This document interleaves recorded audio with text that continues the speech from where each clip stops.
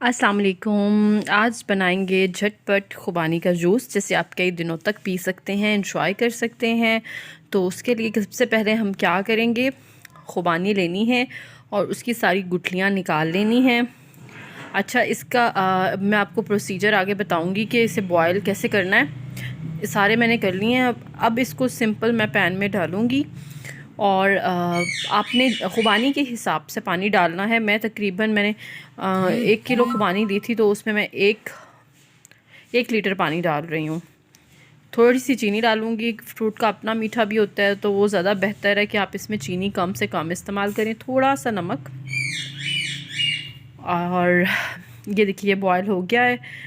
अब इसके छिलके जो हैं वो मुंह में आएंगे तो अच्छे नहीं लगेंगे, तो उसके लिए मैं आपको एक प्रोसीजर बताती हूँ। सबसे पहले इसे ग्राइंड कर लेना है। फ़ाइन ग्राइंड कर दिया। गाढ़ा था, सो हमने इसे नहीं पकाना, क्योंकि ये ना बहुत पतला है ना गाढ़ा है। सेम वही कंसिस्टेंसी है जो हमें चाहिए। फिर जूस को डालना है छलनी में, और इसे आप चाहें तो हाथ से या किसी भी चम्मच की मदद से इस तरह से करते जाएं। जूस नीचे निकल आएगा और जो छिलके इसके होंगे वो ऊपर आ जाएंगे। बहुत आराम से ये प्रोसीजर होगा, तो ये आप करें इस तरह से। जब बिल्कुल थोड़ा सा पानी रह जाए तो इस तरह का चम्मच लेके इसको दबाते जाएं, ताकि जो जूस है वो निकल जाए और ऊपर जो छिलके हैं इसके वो रह जाएं।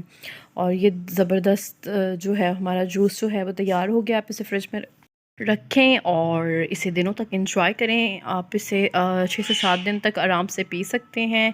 और पीछे से सब इन आवाज़ों को इग्नोर कीजिएगा। तो ये मैं सर्व कर रही हूँ अब।